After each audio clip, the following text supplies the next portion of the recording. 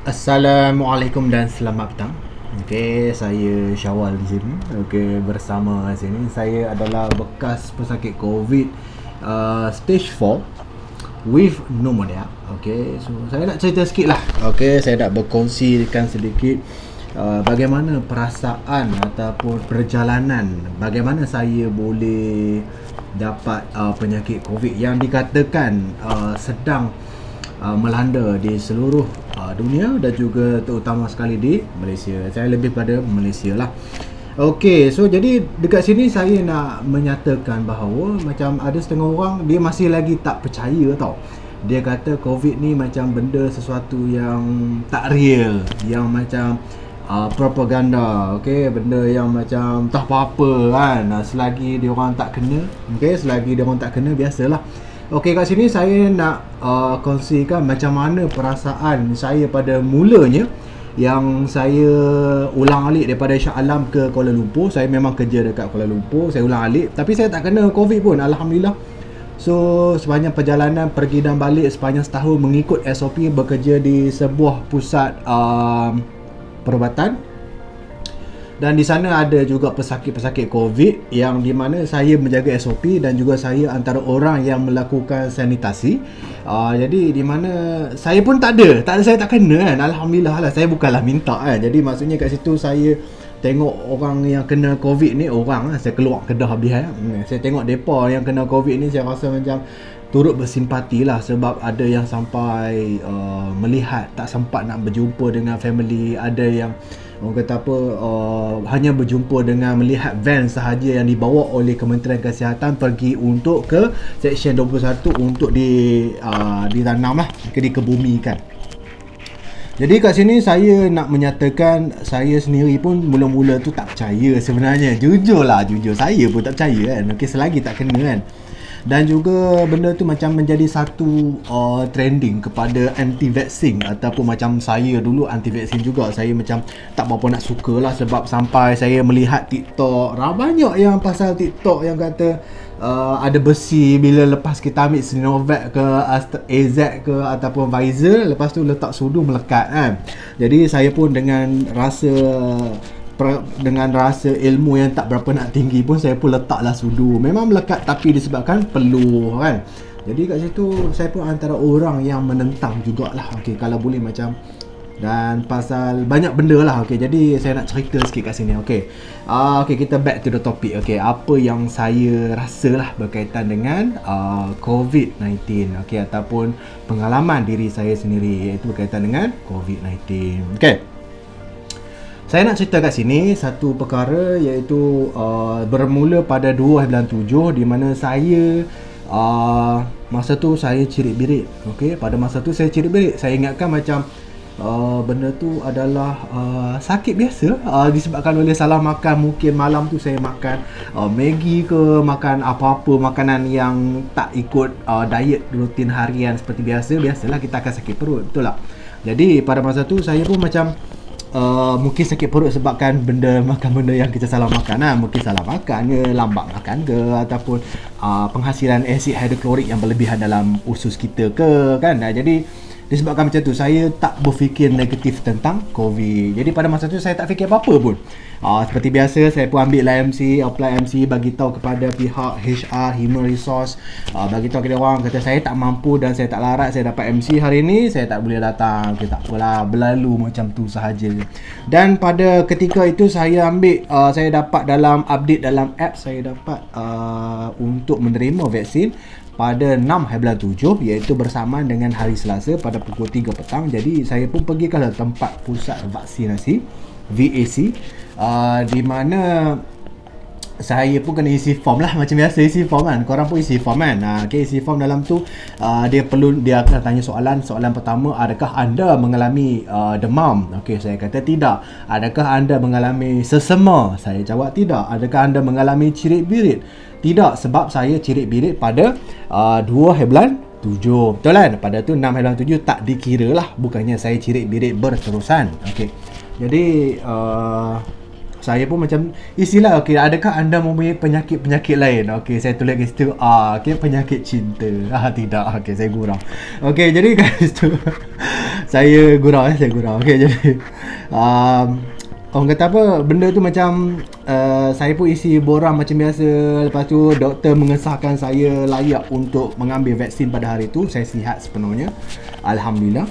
Jadi saya pun ambil lah vaksin seperti biasa. Dah ambil vaksin, okey, Syawal, okey, boleh masuk, boleh ambil vaksin, okey, cucuk, buat record video whatsoever, and then berehat selama 15 hingga 20 minit, melihat kita punya simptom badan kita sama ada kita boleh menerima, ataupun siapa yang ada darah tinggi, ada darah rendah, dia akan rasa a bit dizzy ataupun pening sikit lah. Dia masih under pantauan doktor lah, observe. Sebab itulah lepas ambil suntikan tu kita kena rehat sebentar. Okay, kita kena rehat sebentar. Mungkin kita nervous ke kan. Okay, so jadi saya pun berlalulah hari Selasa tu dengan rasa tak ada apa-apa, tak ada berlaku apa-apa. So hari Selasa tu berlalu macam itu lah. So hari Rabu saya bekerja macam biasa. Okay, bekerja macam biasa, work from home, alternate. Hari Selasa tu saya pergi ke office. Terbalik hari Rabu. Lebih kurang tak ingat lah, lantak lah. Okay, so tak apalah, kerja macam biasa. Saya kerja macam biasa like usual. And then nak dipendekkan cerita, pada hari Rabu malam tu saya dah mula rasa kejang otot. Okey, jadi biasalah kita dengar tanda-tanda selepas ambil vaksin, iaitu kita akan rasa kekejangan, betul tak? Kita akan rasa macam demam-demam kan, disebabkan oleh ada alien yang masuk dalam badan kita, disebabkan oleh ada virus, ataupun badan kita dicerobohi, ataupun dia panggil alert system. Kalau demam tu bermaksud badan kita memberikan warning bahawa badan kita dah bersedia untuk menjalankan tanggungjawab sebagai seorang polis untuk menangkap penjahat-penjahat dia. Okey, jadi saya cerita bahasa-bahasa yang mudah.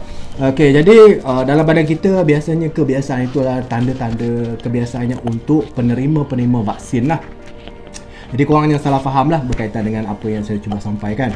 Sebab saya menyampaikan dalam bahasa yang mudah supaya semua orang boleh faham, supaya semua orang boleh menerima apa yang saya cuba sampaikan lah. Okey, jadi jadi macam saya hari Rabu malam tu sakit otot. Okey, hari Rabu malam saya sakit otot, sangat sakit, dan saya rasa macam kaki dan tangan saya tak boleh rasa langsung. Saya tak boleh rasa langsung, saya tak boleh rasa. Saya rasa macam kaki dan tangan saya macam tak menerima darah. Okey, darah ke tangan saya tak nampak, macam dia macam a bit pale, pucat. So dia macam saya rasa macam semut-semut. Pernah rasa tak kaki dan tangan tu semut-semut? So saya minta lah budak-budak rumah 2 orang kan, panggil, "Weh, korang tolong urut kaki dan tangan." So dia orang kata, "Kau dah kenapa ni? Tak ada buang tabiat ke apa?" Tak, tolong urut sebab aku rasa macam kebas, mungkin tanda-tanda selepas ambil vaksin lah. Okey, pada masa tu jadi pada hari Khamis saya pergi ke klinik disebabkan oleh tak tahan sangat dengan sakit otot, dan pada malam tu saya dah makan ubat Ofenadrin. Ofenadrin tu adalah sejenis ubat yang agak mengantuk. Dia untuk melemahkan ataupun dia akan meluskan otot-otot kita, dia melonggar-longgar lah, macam tu lah, something like that lah, bahasa yang mudah lah.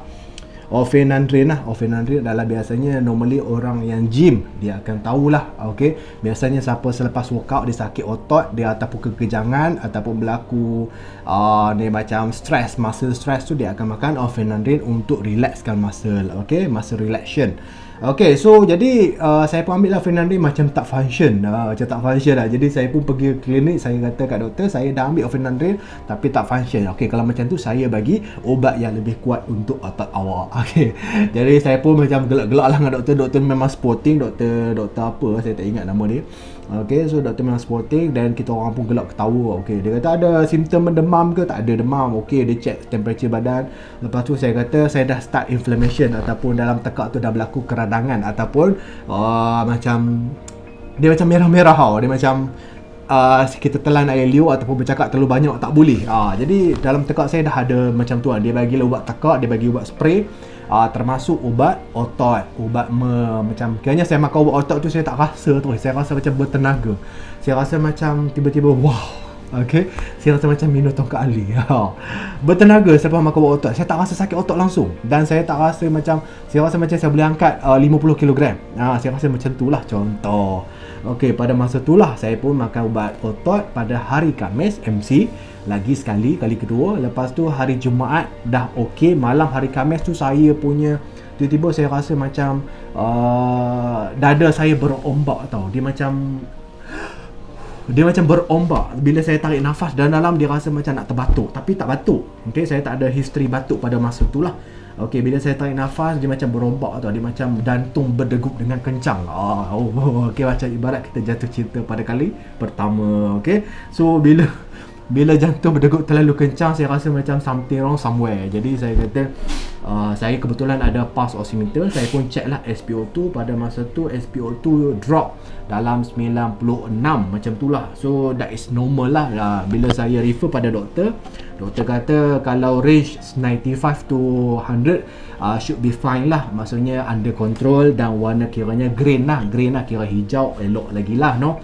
Okay, so lepas tu tak apalah, saya pun macam okey lah. Hari Jumaat saya pergi office. Seperti biasalah, saya pergi office, buat kerja mana yang boleh.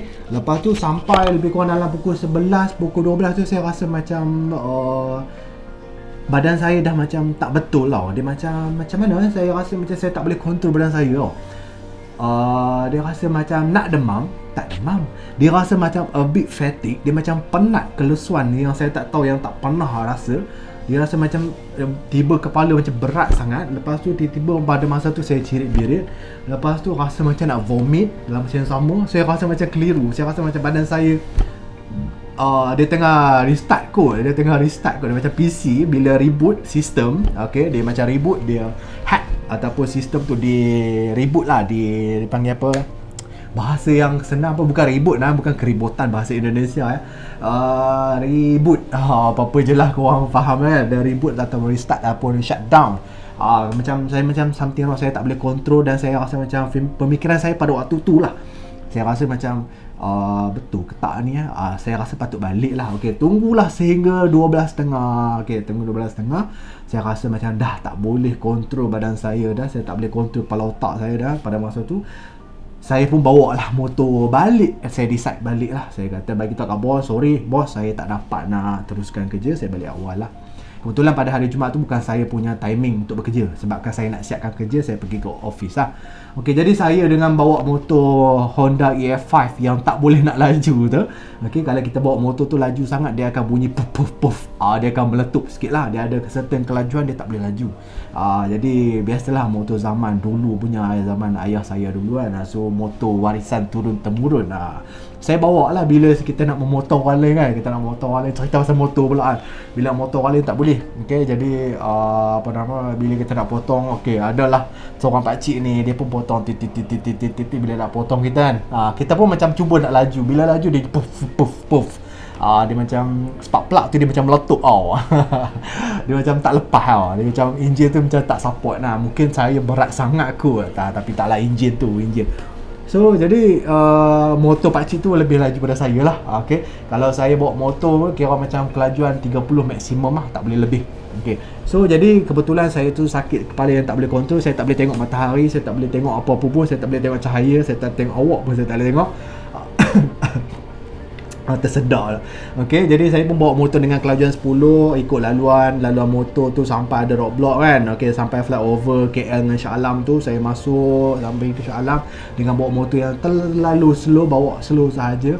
Saya rasa macam saya tak boleh tengok. Nasib baik kebetulan visor ataupun helmet saya tu memang dia block cahaya UV ray.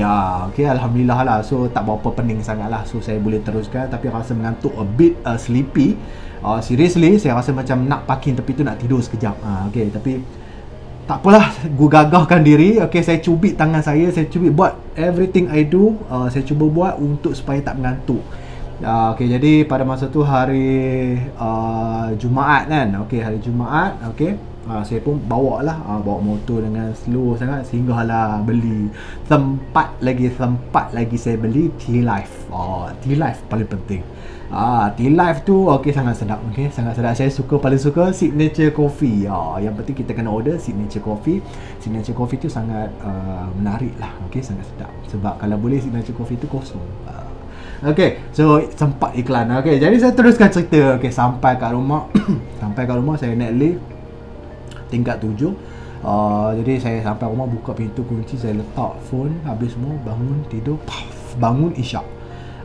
Bila bangun time isyak tu, saya rasa macam okay, selamat pagi Malaysia. Saya rasa macam okay, dah subuh ke.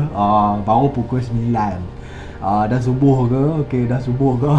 Baru pukul 9 keluar bilik, pergi ke toilet, jumpa member, jumpa budak-budak rumah, kata dah pukul berapa ni. Subuh ke? Korang tak pergi kerja? Cakap yang tu kan. Taklah, baru pukul 9.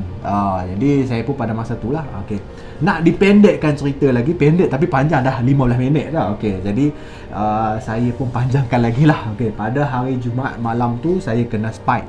Spike tu bermaksud suhu badan melebihi 38 degree ataupun Celsius, 38 darjah Celsius. Dia melebihi dan kita akan rasa tanda-tanda orang kena spike ni. Dia rasa lesu, muka pucat, dia akan rasa shaking, badan menggigil, sejuk yang teramat sangat pada 1 hingga 4 minit terawal.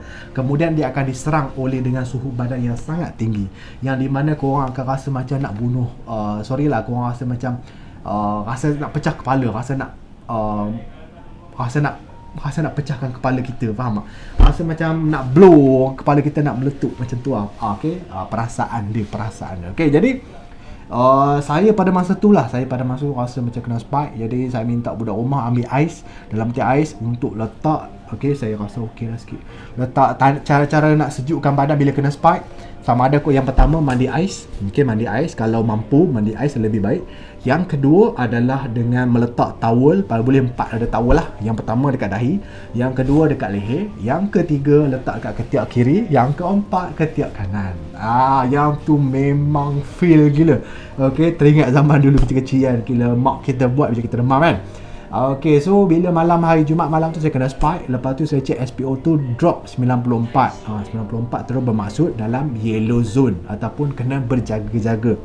90 hingga 95 kena mood berjaga-jaga. Okey, kena berjaga-jaga. Bawah 90 please pergi ke emergency. Bawah 90 bawah 90. Hari Jumaat. Okey, pada hari Sabtu saya memberitahu, malam tu saya punya SPO tu dah jatuh 94. Saya memberitahu kepada saya punya doktor. Okey, doktor saya tanya dia kata cuba buat prone position, iaitu dengan badan kita meniarap, iaitu 180 degree ataupun flat ataupun dalam keadaan mendatar. Okey, di mana kita letak satu bantal untuk menekan dada kita supaya paru-paru kembang. Jadi dia menggunakan graviti, dia akan menyebabkan kita punya paru-paru tu dia akan absorb ataupun ada ruang yang banyak untuk menyerap oksigen. Okey, jadi bila macam tu, jadi maksudnya saya tengok SPO tu makin naik, iaitu 98. Jadi saya rasa okey lah. Jadi untuk lebih berjaga-jaga, okey, saya punya doktor dia kata macam ni lah, Syawal, esok awak pergilah buat RTK. Okey, awak buatlah RTK esok.